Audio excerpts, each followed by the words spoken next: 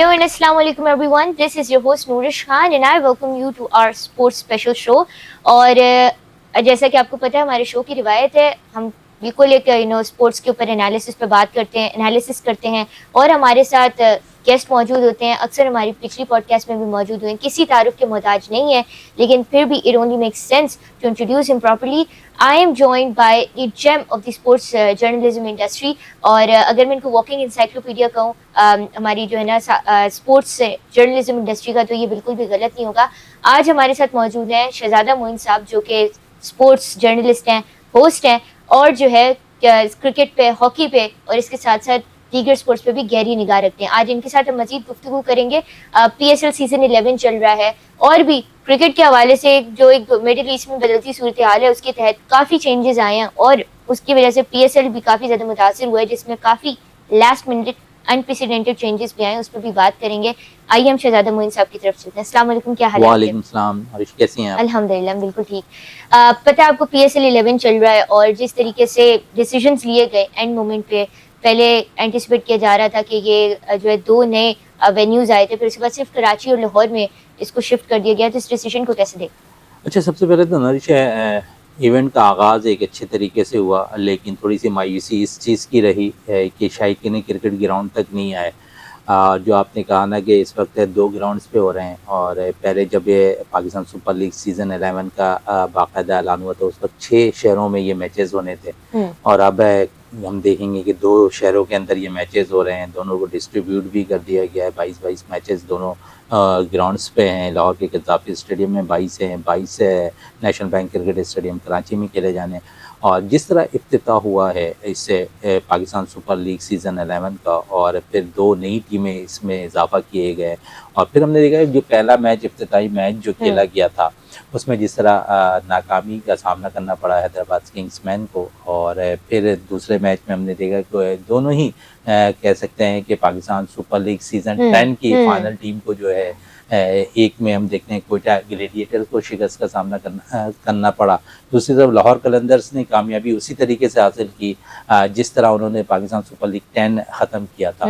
तो एक होप के साथ वो गए, पहले मैच जीता, लेकिन कोयटा ग्लेडिएटर्स को कल जिस तरह नाकामी का सामना करना पड़ा, एक सवालिया निशान भी बन गया। अच्छा, यहाँ पे पहले मैच का जिक्र किया आपने हैदराबाद किंग्समैन का और लाहौर कलंदर्स का, जिस तरीके से मैच हुआ लाहौर कलंदर्स का तो कहीं ना कहीं एक्सपेक्टेड था, लेकिन डिसअपॉइंटिंग डिफीट नहीं थी हैदराबाद किंग्समैन की तरफ से, क्योंकि बहुत एक महंगी ऑक्शन पे टीम वो गई है। और उसके अलावा जिस तरीके से वो एक कंट्रोवर्सी हुई थी, वो जो वाइट बॉल पिंक हो गई थी, फैब्रिक कलर छोड़ रहा था, उस पर क्या कहना चाहिए? देखें, ये तो एक जो चीज़ ना होनी थी और वो चीज़ हो गई। और अगर हम देखें तो किंग्समैन हैदराबाद की अगर हम बात करें तो जिस तरह उनके ऑनर हैं, जिस तरह वो मुल्क से बाहर रहते थे ज़्यादा और फिर उन्होंने टीम परचेज की और फिर हमने देखा कि इसी हैदराबाद के किंग्समैन के अंदर जो हम देख रहे हैं कि वो ही किंग्समैन जो अमेरिका में कहलाती लीग पे मैचेस खेल रही होती, उन्हीं के 4 से 5 प्लेयर इस वक्त हैदराबाद किंग्समैन में खेल रहे हैं। बहुत ज्यादा बैटर्स पे डिपेंडेंट टीम नहीं नजर आ रही। देखिए, उन्होंने इंहिसार किया T20 फॉर्मेट के प्लेयर्स पर और उन्होंने टीम अच्छी बनाई, लेकिन सेटबैक कह सकते हैं, या तो पहला मैच था, जेल नहीं हो पाए, उनके कप्तान को भी इतना तजुर्बा नहीं है। मैं इसी पे आ रही थी कि मार्नस लबुशेन को एज अ कैप्टन इतना एक्सपीरियंस नहीं है। उन्होंने उससे बेहतर अगर ऑप्शन थे आपके पास कि यहाँ पर आप साइम अय्यूब से करवा सकते थे, क्योंकि अगर पाकिस्तान T20 फॉर्मेट पे अगर हम थोड़ी सी बात करें, क्योंकि बहुत सी आवाज़ें भी सलमान अली आगा पे उठती दिखाई दे रही हैं उनकी परफॉर्मेंस पे T20 में कि उस तर्ज के वो बैटर नहीं है T20 फॉर्मेट के। तो साइम अय्यूब ऑलरेडी जो है अगर यहाँ पर कप्तानी करते हैं हैदराबाद किंग्समैन की तो कुछ चेंज नज़र आता, क्योंकि आप अपने मुकामी प्लेयर से उस किस्म का जो है रिस्पांस ले सकते हैं, बजाय इसके कि लबुशेन ने जिस तरह अपने प्लेयर्स का इस्तेमाल किया। मैं नहीं समझता हूँ कि बहुत से डिसीजन उनके बहुत ज़्यादा गलत जा रहे थे, लेकिन यहाँ अगर साइम होते तो कुछ फ़र्क महसूस होता। और फिर हमने देखा कि एक वक्त था थोड़ा सा जहाँ पर लाहौर कलंदर्स की टीम में बैक पे आ रही थी जब उनके ओपनर्स आउट हुए 84 पर और उसके बाद 3 विकेटें फ़ौरन गिर गई, लेकिन उस पर मैं क्रेडिट दूंगा एक दफ़ा फिर हसीबुल्ला को, जिन्होंने 30 बॉलों पे 40 रन की पारी करी।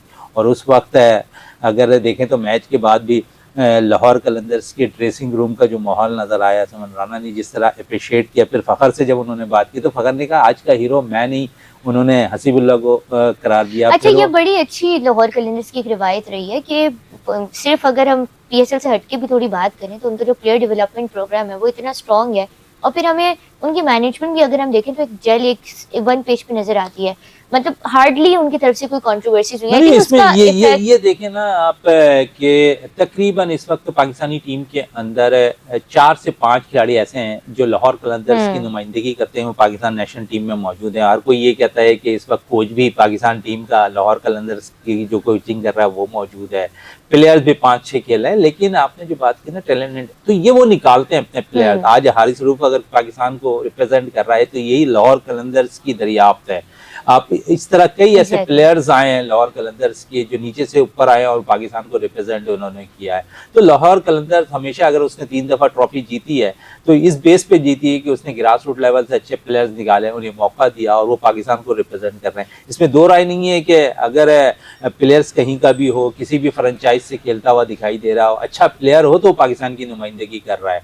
जबकि दूसरी तरफ अगर मैं थोड़ी सी बात हैदराबाद की इसलिए कर रहा हूँ कि अगर हैदराबाद मुकामी प्लेयर्स को अगर ज़्यादा मौका दे देता तो शायद वो ज़्यादा बेस्ट होता। अगर मुकामी प्लेयर्स की मैं बात करूँ, हैदराबाद की ही अगर कर लूँ तो बहुत से ऐसे प्लेयर्स थे कि जहां मौका मिलना चाहिए था लेकिन वो ऑप्शन में नजर नहीं आए। उनको उस वक्त जो ऑप्शन में जो है परचेस करना चाहिए था, लेकिन हैदराबाद किंग्स फैन के ऑनर ने उन्हें नहीं किया। साद खान एक अच्छा प्लेयर नजर आ रहा था, उसे आपने नहीं किया। फिर हैदराबाद के अगर मैं देख लूँ तो जिस तरह मुझे सबसे ज्यादा ऑनेस्टली जो शौक हुआ था, मैं चाहूंगी कि आप इस पर थोड़ी बात करें। मुश्ताक कलोड़ो एक ऐसा टैलेंट है, सिंध की ही मतलब वो टैलेंट है बहुत। आपने देखा होगा सिंध प्रीमियर लीग में किस तरीके से उन्होंने परफॉर्मेंस दी, फिर डोमेस्टिक के one of the highest wicket takers वो रहे हैं और बहुत एक अच्छा टैलेंट है। मतलब मुश्ताक, जो लोग डोमेस्टिक पे गहरी नजर रखते हैं और आप भी ऑफ कोर्स, मुश्ताक को तो मैं जो उस वक्त से जानता हूं जब से वो अंडर 19 में खेल रहा है और उनको पिक नहीं करना चाहिए था हैदराबाद को, ये हैदराबाद को लाजमी करना चाहिए था। और क्योंकि उन्होंने शायद बहुत सी गलतियां की हैं और आप शर्जील खान के साथ चले गए। शर्जील को इसलिए आपने टीम में शामिल कर लिया कि वो किंग्स फैन अमेरिका में भी उनके साथ खेलते हैं। हालांकि आप देखेंगे कि फ्यूचर में कहीं पर भी शर्जील पाकिस्तान को रिप्रेजेंट करते हुए नजर नहीं आ रहे।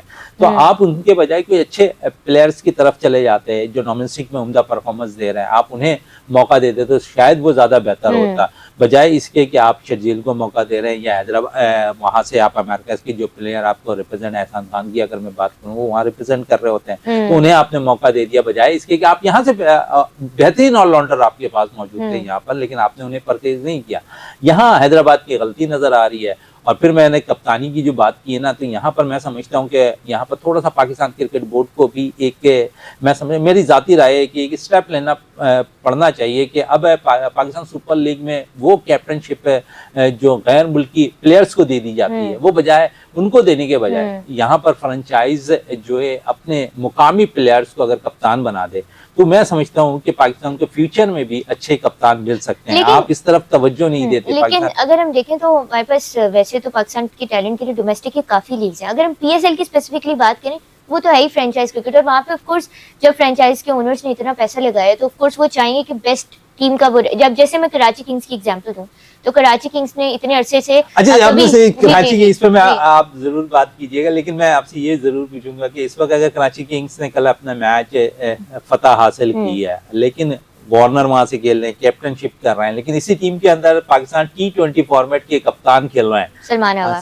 सलमान अली आगा, लेकिन आप नहीं समझती हैं कि यहाँ पर वार्नर की अगर सलमान अली आगा आते तो कुछ तजुर्बा उनको मजीद होता। मैं इसी तरफ आई थी और आई डोंट थिंक ऐसा होना चाहिए था, क्योंकि पाकिस्तान सुपर लीग एक कमर्शियल लीग है और ऑफ कोर्स वो उन्होंने ऑप्शन में अपना पैसा लगाया तो वो चाहेंगे कि बेस्ट से बेस्ट वो कैप्टनशिप लें। और अगर हम डेविड वार्नर की बात करें तो डेविड वार्नर के आने से जिस तरह से कराची किंग्स ने एक बिल्कुल रिवर्स गियर किया, और उससे पहले हम देख रहे थे किस तरीके से कराची किंग्स ने सिर्फ अभी तक एक टाइटल जीता और उसके बाद बिल्कुल सबसे ज्यादा मैचेस लूज, 60 मैचेस जो हैं कराची किंग्स ने पीएसएल की हिस्ट्री में अब तक सबसे ज्यादा लूज करने वाली टीम का एजाज भी कराची किंग्स के पास है। तो जब डेविड वार्नर आया, उन्होंने ओसी माइंडसेट अपना इंजेक्ट किया, तो मेरा ख्याल है कि पीएसएल को, मेरा ओपिनियन आप इस ऑफ कोर्स डिसएग्री कर सकते हैं, लेकिन मेरा ख्याल है कि पीएसएल को ये नहीं कंसीडर करना चाहिए कि यहाँ से आप जो है वो मतलब इसको बेसिस नहीं कंसीडर करना चाहिए प्लेयर्स को सेलेक्ट करने के लिए। हमारे पास नेशनल T20 और भी डोमेस्टिक टूर्नामेंट है। आई थिंक हमें उन टूर्नामेंट्स को उस लेवल पे लेके आना चाहिए ताकि मेरे ख्याल है कि उससे नेशनल बेहतर हो। T20 की आपने बात की, आप देख लें ना इस वक्त नेशनल T20 में आपके पास आपका रेशियो ये रहा कि आप 35-40 साल वाले प्लेयर्स को आपने वहां पर खिलाया नेशनल T20 में। आप तवज्जो आपकी 4 से टाइमिंग भी 5 थोड़ी सी ऑफ थी कि बिल्कुल वर्ल्ड कप, तो उससे व्यूअरशिप भी इम्पैक्ट हुई। बिल्कुल ऐसा ही था। और मैं समझता हूँ कि इस वक्त अगर हम देखें ना तो नेशनल T20 से ज़्यादा अब तो फोकस आपका पाकिस्तान सुपर लीग हो चुका। आपने परफॉर्म करने वाले प्लेयर्स को यहाँ से जो है नेशनल टीम के लिए जगह देनी होती है। लेकिन जो आपका मेन मुद्दा ये है कि आप अगर नेशनल T20 पे या नेशनल चैम्पियनशिप पे कोई भी हो रही है पाकिस्तान की डोमेस्टिक सर्किट में उम्दा परफॉर्मेंस देने वाले प्लेयर्स को अगर आप मौका देंगे तो वो ज़्यादा अच्छा परफॉर्म करेंगे। आप अभी जितनी भी आप देख लें, कल अहमद दानियाल ने परफॉर्म किया तो आप देखें कि अहमद दानियाल परफॉर्म करता हुआ एक शामिल देखिए 24 पे उन्होंने 53 रन स्कोर किए। हालांकि वो अभी बांग्लादेश के टूर पे भी थे, फिर इंजरी के बाद वो टीम में वापस आए। इस वक्त जो है कल कराची वहाँ से खेलते हुए दिखाई दे रहे हैं हैदराबाद क्वेटा ग्लैडिएटर्स से। तो बहुत से ऐसे प्लेयर्स हैं जिन्हें आपको मौका देना है, लेकिन साथ साथ आपको एक अच्छे विकेट कीपर्स की तरफ भी जाना है। आप अभी भी 5-6 विकेट कीपर्स के गिर्द घूम रहे हैं। साद बेग के ऊपर मैं इस पर, क्योंकि आपने विकेट कीपर्स की बात की, साद बेग एक ऐसा अनटैप टैलेंट है हमारे पास जिसको हम पता नहीं फॉर नो रीजन यूटिलाइज नहीं कर पा रहे हैं। साद बेग ने डोमेस्टिक में इतना अच्छा परफॉर्म किया था, कायद आजम ट्रॉफी के वो प्लेयर ऑफ द टूर्नामेंट थे, इतना अच्छा उन्होंने, मतलब वो एक विकेट कीपर बैटर है, एबल विकेट कीपर बैठे हैं। तो क्या वजह है कि हम उन्हें प्रॉपर यूज देखें यहाँ पर दोहरी पॉलिसी नजर आती है। साद बेग नेशनल टूर्नामेंट में भी अच्छा परफॉर्म, नेशनल टूर्नामेंट के अंदर अपनी परफॉर्मेंस देते हुए नजर आते हैं, हाईएस्ट रन भी करते हुए दिखाई देते हैं। लेकिन साथ साथ क्या वजह है कि पाकिस्तान क्रिकेट बोर्ड उन्हें मौका नहीं दे रहा। आप ख्वाजा नौफे, गाजी गौरी को मौका दे देते हैं, लेकिन साद बेग आपको कहीं नजर नहीं आता, रोहेल नजीर आपको कहीं नजर नहीं है, मोहम्मद इखलाक एक विकेट कीपर है वो आपको कहीं नजर नहीं आता है। लेकिन आपका क्राइटेरिया चेंज करना पड़ेगा। डोमेस्टिक क्रिकेट में उम्दा परफॉर्मेंस देने वाले प्लेयर्स को मौका देना पड़ेगा, बजाय इसके कि आप जो है पाकिस्तान सुपर लीग में उम्दा परफॉर्मेंस देने वाले प्लेयर्स को जो है मौका दें। तो मैं समझता हूँ कि साद बेग एक अच्छा प्लेयर है और उसके अंदर वो तमाम सलाहियतें नज़र आती हैं जो पाकिस्तान के साबिक कप्तान, पाकिस्तान के legend wicket keeper Sarfaraz Ahmed के अंदर नजर आती थी। अच्छी क़यादत करना भी साद बेग जानते हैं, उसका अमली मुजाहरा उन्होंने ग्राउंड पे भी करके दिखा दिया है। तो मैं समझता हूँ साद बेग के अंदर बहुत टैलेंट है। और अब पाकिस्तान क्रिकेट बोर्ड को विकेट कीपर की शोबे में आगे जहाँ पर बहुत से ऐसे प्लेयर्स को आपने मौका दे दिया, नेशनल कैप दे दी, वहाँ साद बेग का भी हक बनता है कि आप उन्हें मौका दें। और मैं समझता हूँ इन दो विकेट कीपर से, ख्वाजा नाफे और गाजी गौरी से बेहतर साद बेग आपको मुस्तकबिल में नजर आ सकते हैं। और साथ साथ एज ए कैप्टन, क्योंकि आपको फ्यूचर में कप्तान भी तलाश करना है, तो एक अच्छा कप्तान भी आपको कप्तान की आपने बात की तो इस पे इट ओनली मेक सेंस किया एज दिस क्वेश्चन कि हम लोग इतनी सारे इश्यूज हमारे पास हमारी कौमी टीम में हम बात, क्योंकि अब हम पीएसएल में बात करें तो काफी इस पे बात हो रही होती है कि पीएसएल से नेशनल टीम की तरफ अगर हम आए तो अभी परफॉर्मेंस आपके सामने है। T20 वर्ल्ड कप में हम ग्रुप स्टेज में भी ग्रुप स्टेज से ही आउट हो गए, तो सॉरी हम सुपर 8 राउंड तक गए, फिर उसके बाद हम आगे नहीं जा पाए। तो अगर हम थोड़ी सी इसके ऊपर देखें तो इतने सारे इश्यूज में से पहले डिसीजन यही क्यों लिया जाता है कि कप्तान तब्दील कर दें, या फिर जो है वो सबसे जो है कप्तान तब्दील कर दें, या फिर जो चेंजेस किए जाते हैं वो डिफरेंट फॉर्मेट में किए जाते हैं। अब जैसे जो चेंजेस T20 साइड में करने चाहिए थे वो हमें ओडीआई में नजर आ रहे हैं। ये तो पाकिस्तान की पुराना दस्तूर है और इस पे अगर हम देखें तो यहाँ पर T20 में उम्दा परफॉर्मेंस देने वाले प्लेयर को आप टेस्ट कैप दे देते हैं, वनडे क्रिकेट के अंदर उम्दा परफॉर्मेंस देने वाले प्लेयर को आप T20 फॉर्मेट पे मौका दे देते हैं। लेकिन आपको इन सब चीज़ों से हटकर जो है ना सारी चीज़ों पर आपने अब तवज्जो देनी है, फॉर्मेट आपको अच्छी टीम बनानी है। और कल ही मैं एक सीनियर क्रिकेटर के साथ मौजूद था तो उन्होंने कहा कि हमने अंडर 19 सतह पर ना अब तक मेहनत नहीं की। अगर हम अंडर 19 ही सतह के अच्छे प्लेयर्स निकाल कर 2-3 प्लेयर्स को आप 2-3 साल आप उन्हें अकेडमीज पे लेकर हाई परफॉर्मेंस सेंटर पे लेकर आते तो शायद आज पाकिस्तान जो पिछले T20 वर्ल्ड कप से लेकर और 2026 के वर्ल्ड कप तक जो सूरत हाल वही है, आपको अच्छे प्लेयर मिल सकते थे, आपने वहाँ उन प्लेयर्स को ज़ाया किया। अब शाहजेब खान की भी बहुत बातें हो रही हैं, एक अच्छा ओपनर अंडर 19 सतह से आया लेकिन आपने उनको तवज्जो नहीं दी। आज फरहान यूसुफ से बड़ी उम्मीद है, फरहान यूसुफ जो T20 वर्ल्ड कप में आपकी कप्तानी भी करता नजर आया है। तो बहुत से ऐसे प्लेयर्स हैं जिन्हें आपको नजर में रखनी है, बजाय इसके कि 1-2 परफॉर्मेंस डोमेस्टिक में 3 मैचेस खेलने वाले प्लेयर्स को आप नेशनल जो है आप कैप दे दें और फिर उसका मुजाहरा आप देख लें ग्राउंड के अंदर कि उनसे वो प्रेशर भी बर्दाश्त नहीं होता। कि इंटरनेशनल मैचेस में हमें किस तरह परफॉर्म करना है, किस तरह क्रीज पे खड़ा होना है, किस तरह हमने रनिंग करनी है, वो सारी चीज़ें अगर आप देखें ना मैचेस उठाकर इन 3-4 प्लेयर्स की, जो आपने 4 प्लेयर्स को इस वक्त मौका दिया, तो वहाँ आपको अंदाज़ा हो जाएगा कि आपने बहुत ज़्यादा गलतियाँ की हैं कि जो डोमेस्टिक के 3-3 मैचेस खेल रहे हैं आपने उनको नेशनल कैप दे दी। ऐसे ही अच्छा एक काफी एक अनपॉपुलर से ओपिनियन है और शायद इस पे इतनी ज्यादा बात नहीं होती, लेकिन एक तो जब अनाउंस हुआ था कि 6 टीम्स के जो नाम शॉर्टलिस्ट हुए थे उसमें से था कि 2 नई टीम्स आएंगी, तो उसमें एक गिलगित का भी बड़ा नाम आ रहा था और मुजफ्फराबाद की भी थी, लेकिन ऑफ कोर्स वो ऑप्शन पे डिपेंड करता है। लेकिन आपको नहीं लगता कि अगर हम थोड़ा उनकी फिजिक भी देखें गिलगित वालों की, मुजफ्फराबाद वालों की, तो वो फिजिकली बहुत एक्टिव होते हैं और इस वक्त पाकिस्तानी क्रिकेट टीम में या नॉर्मल पाकिस्तानी क्रिकेट में भी बात करूं तो 2 चीज़ों पे बहुत ज़्यादा एक ग्रे एरिया है, running between the wickets, rotating the strike, और वो होता है इसलिए कि हमारी फिजिकल फिटनेस प्लेयर्स की ऐसी नहीं होती। तो आपको नहीं लगता कि हमें इन एरियाज से पहाड़ जो है ना माउंटेनियस एरिया से, गिलगित से, चित्राल से, मुजफ्फराबाद से, यहाँ से प्लेयर्स भी पिक करने चाहिए जो ऑलरेडी बिल्ट इन इतने ज्यादा उनकी फिजिकल बिल्कुल आपने फिटनेस है। सही बात की और अच्छी निशानदेही की है कि वहाँ से भी अब क्रिकेट ग्रोथ होती हुई नजर आ रही है, गिलगित से अच्छे प्लेयर्स अब निकल कर आ रहे हैं, लेकिन हमें अभी भी बहुत सी चीज़ों पर काम करना है। आप देखें आपने फिजिकल फिटनेस की बात की, इस वक्त अगर मैं सिर्फ कराची से, मैं खुद बिलोंग करता, अगर मैं कराची की क्रिकेट की बात करूं तो मैं नहीं समझता हूं कि कराची से अच्छे प्लेयर्स फिजिकल फिटनेस के हवाले से आ रहे हैं, बजाय इसके कि आप केपीके के प्लेयर्स को आप उठाकर देख लें तो वहाँ आपको उन प्लेयर्स के अंदर स्टेमिना भी नज़र आ रहा होगा, अच्छे प्लेयर्स भी निकल कर आते हैं, मजबूत जिसामत के मालिक भी हो रहे हैं, परफॉर्म भी अच्छा कर रहे हैं, और बेसिकली क्रिकेट के अंदर आपका फिजिकल फिटनेस होना बहुत बेहतर होना चाहिए और ज़रूरी भी होना चाहिए। लेकिन बजाय इसके कि कराची से बरक्स हम देखते हैं कि केपीके से और दीगर शहरों से अच्छे प्लेयर्स हमारे पास मजबूत जिसामत के निकल कर आ रहे हैं। और इसमें अगर हम थोड़ी सी इसी पे मैं आगे एक्सपेंड करना चाहूँ तो हमारे पास और भी जैसे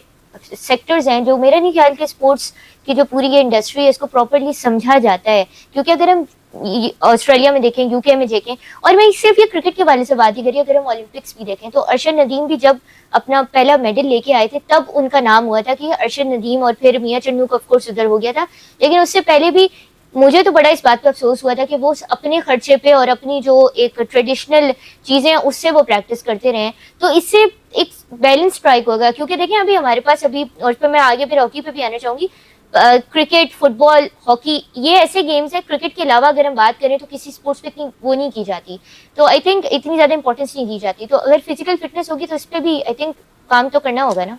बिल्कुल, और फिजिकल फिटनेस अगर आपकी मजबूत होगी तो आगे भी आप बेहतर अंदाज में काम कर सकते हैं। और अगर हम देखें तो जो हाई परफॉर्मेंस सेंटर है ये इसलिए बनाया गया है कि वहाँ पर हर चीज़ पे काम कराया जाए प्लेयर्स के, लेकिन हम वहाँ पर भी उस किस्म का काम नहीं करा पाते।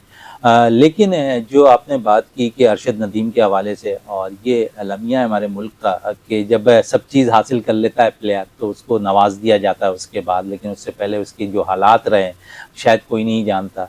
बहुत सी मिसालें पाकिस्तानी क्रिकेटर्स की भी, आपकी खुद की भी हिस्ट्री रही है कि आप काफी ज्यादा अनटैप टैलेंट को और नए टैलेंट को बहुत मौका देते थे, और मैं आपके शो का ही जिक्र करना चाहूंगी कि जिसमें एक शो में आपने एक ऐसे टैलेंट को मदऊ किया था जो स्क्वॉश की और टेनिस की बहुत अच्छी प्लेयर थी। उन्होंने भी किस तरीके से बताया था कि स्क्वॉश में और नेशनल गेम्स के बावजूद साइकिलिंग जब नहीं रखी गई थी। और दामिया खान की आप बात कर रही हैं, और वो स्क्वॉश की प्लेयर है और वो जिस रैकेट से खेलती रही है, और मुझे खुद भी अफसोस हुआ, मैंने अपने रेडियो और टीवी के शोज़ के अंदर भी उसका काफ़ी जिक्र किया, वो टूटे हुए रैकेट से खेलती रही, और इस वक्त वो पहले वो अंडर 15 में नंबर 1 पाकिस्तान थी, अब वो सीनियर्स में नंबर 1 हो चुकी है। तो आप सोचें कि एक ऐसा टैलेंट जो माजी में रैकेट टूटे हुए से खेलता दिखाई दिया, आज वो पाकिस्तान का नंबर 1 प्लेयर्स बन जाता है, तो आज भी उसे स्पॉन्सरशिप की तलाश रहती है। तो हमें यही ज़रूरत है कि ऐसे प्लेयर्स को आप प्रमोट करें, बजाय इसके कि अभी वो जाएगी पाकिस्तान को रिप्रेजेंट करेगी कहीं अपने खर्चे पे, फिर पाकिस्तान के लिए टाइटल लेकर आएगी, फिर आपने नवाजना शुरू कर देना है उन्हें। और वो अक्सर बातें की जाती है, नवाजा जाता भी नहीं है, ये भी सुनने में नहीं, बहुत सी चीजें हैं इसमें हो भी जाती हैं, कभी कदार ऐसा होता है कि शायद ना हो, लेकिन 90% चीजें जो है ना हो जाती हैं। लेकिन मैं समझता हूँ कि वक्त से पहले सारी चीज़ें हो जाएं तो ज़्यादा बेहतर होता है, बजाय इसके कि जब वक्त गुजर जाए, प्लेयर्स बन जाए और उसके बाद है फिर उस पर हाथ रखा जाए, तो मैं समझता हूँ कि वो गलत होता है।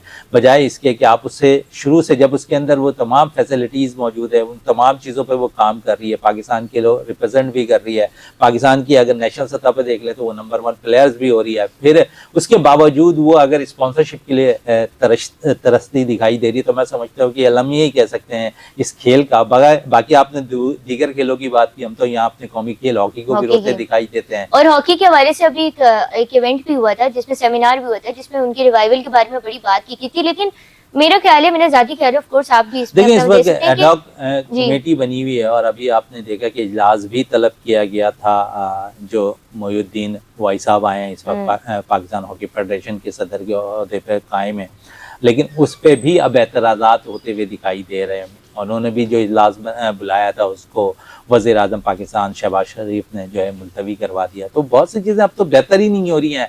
एक तरफ आप फैसले करते हैं, दूसरी तरफ आप फैसले को ख़त्म कर देते हैं, तो चीज़ें बेहतर कैसे होंगी? आपको एक पेज पे आना पड़ेगा, चाहे वो हॉकी हो, क्रिकेट हो, दीगर जो भी खेल हो। आप अगर फेडरेशन के साथ मुंसलिक होकर काम कर रहे हैं तो आपको उसके साथ ही काम करना, बजाय इसके पैरेलल बॉडी की तरफ आप जाएं।